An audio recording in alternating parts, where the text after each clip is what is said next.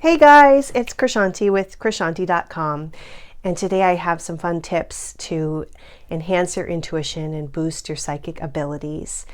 As you know, I learned how to be psychic. I wasn't born being like, I know everything and all that. It took a great deal of effort and a lot of dedication. But now I'm able to do readings and healings for other people that I think are quite helpful, and you can do the same. So first things first, if you want to be psychic, you do need to meditate first to really train your brain to get into what I call psychic mode. There are different levels of functioning that our brain has, and normal everyday kind of brain function is what I would just, for the purposes of this video, call like analytical mode. And when your brain's in regular analytical mode, you're processing and functioning at this like very basic level in this physical reality. And if you try to get psychic from that mode straight away, it's going to be pretty difficult, and you may end up making guesses or educated guesses versus being really intuitive. And once you start meditating, and let's say you meditate every day for 15 minutes, 30 minutes, you start to train that analytical brain to slow down, to step back. You allow your intuitive mind to step in and your spirit to step in, your soul. And then when you look at things from that aspect or that angle, they're much more intuitive and perceptive on that level. So what I learned and what people talk about is it's going from this like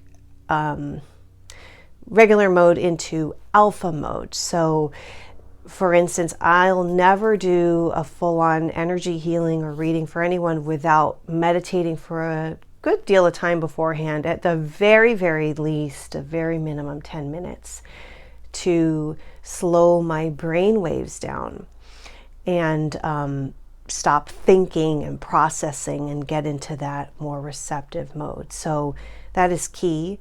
The more you meditate, the more you allow your spirit to step forward and your own intuition to guide you. So again, if you make a daily practice of it, you're saying to yourself, okay, look, I'm going to really try to be more intuitive and psychic here. And an added bonus is it's really a great way to calm yourself, and it's very healing to be in meditation and to let go of the stresses of the day. It really is grounding. So many things can happen in that meditative space, though. I should probably do some videos all about the different types of meditations that you can do. Not to get too far off track here, if you're starting out on the intuitive path, you can do guided meditations that will help open up your chakras. You're working with your third eye and crown specifically in this whole psychic development thing, so you can do that. I have a couple of free meditations on my website. I have one really long 15-minute free meditation that gets you specifically into the psychic mode. It is the meditation I do before every reading or healing. I never do anything with another person without getting into that mode, following that meditation.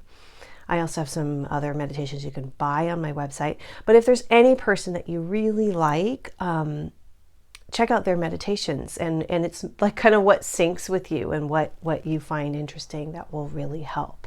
So that's the first thing. Start meditating and create an oasis and a space for your spirit to step forward and you to enter into that other realm, so to speak. The next thing that you can do is have a journal and start to take notes of the impressions and things that you start to pick up. Now, as you start meditating daily with the intention of becoming more intuitive and psychic, you will start to open things up and you will begin receiving information, especially if you intend to. So you can start kind of feeling out the vibe of people around you. If you have to go work in an office, you can kind of take some time out and tune into what people's energies are like. and take notes, and then maybe you get there and you're like, oh my God, that was so spot on. I was right about that. And you'll find more and more, the more you work with it, the more it will happen. A really fun thing to do too is to listen to the vibration of a text message as it comes through, or the ring of a phone call.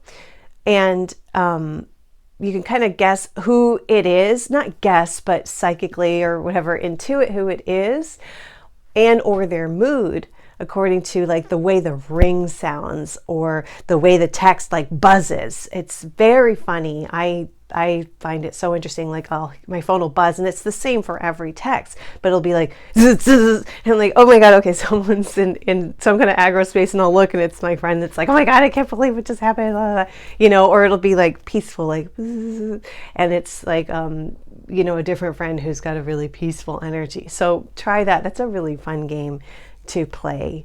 As I was taught by one of my favorite teachers, Sonia Choquette, you do want to kind of play games with it and play games with yourself and see what happens and be excited about it. And so anything you can think of that would be fun, like I wonder if this, or I wonder if that, or I wonder if what I talk about, I've talked about it in other blog posts.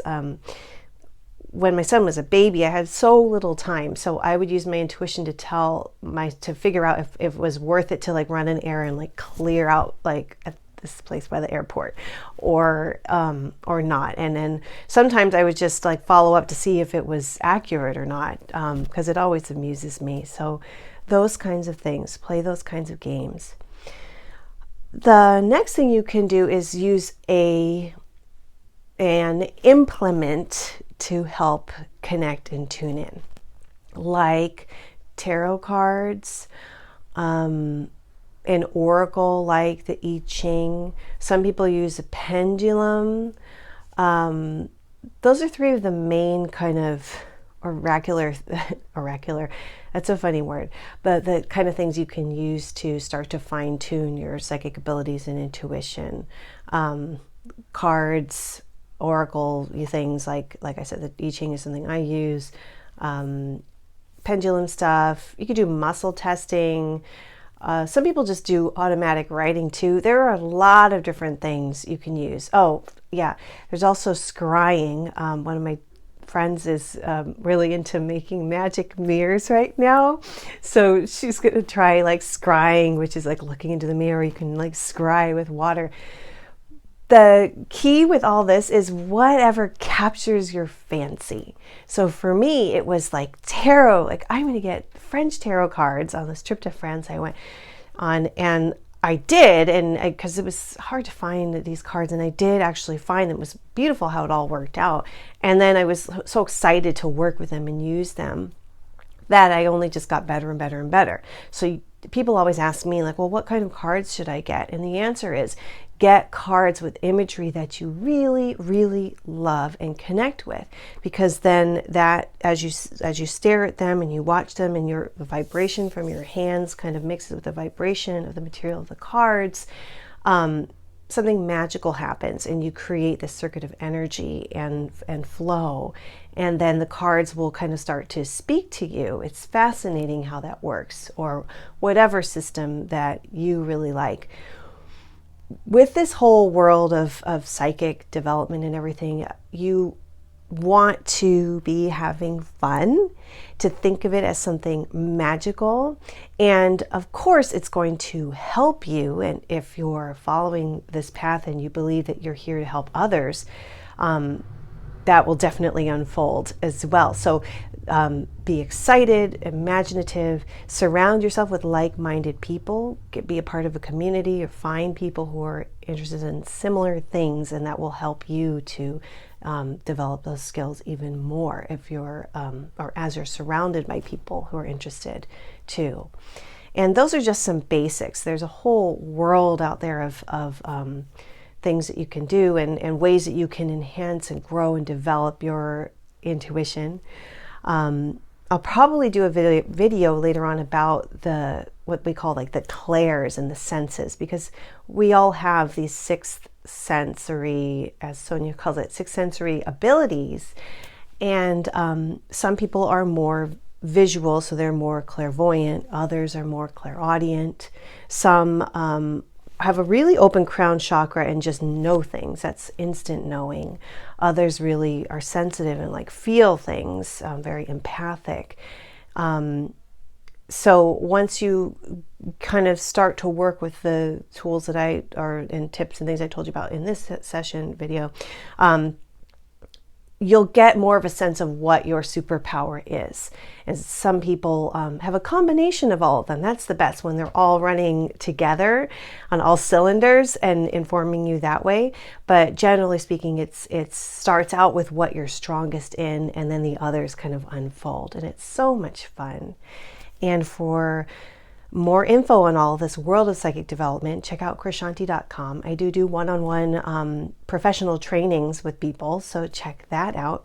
If you like this video, please hit the like button and subscribe. And also, if there are things that you want me to cover that you're interested in, just send me an email at ask@krishanti.com, or leave it in the comments like below of what kind of topics you'd like me to talk about. I'm here to help, and I'm like thrilled to be able to chat about all this stuff because it's really a lot of fun, and I'd like more of us to all join in together and be a part of this, because I feel like I'm ranting here, but because this is like the evolution of consciousness. We are all intuitive, and the more of us that kind of wake up and start to use the abilities that we have, the more the whole human race will evolve and grow. And that involves just like raising consciousness and becoming more enlightened. So it's more fun, the more of us that are all on this path together.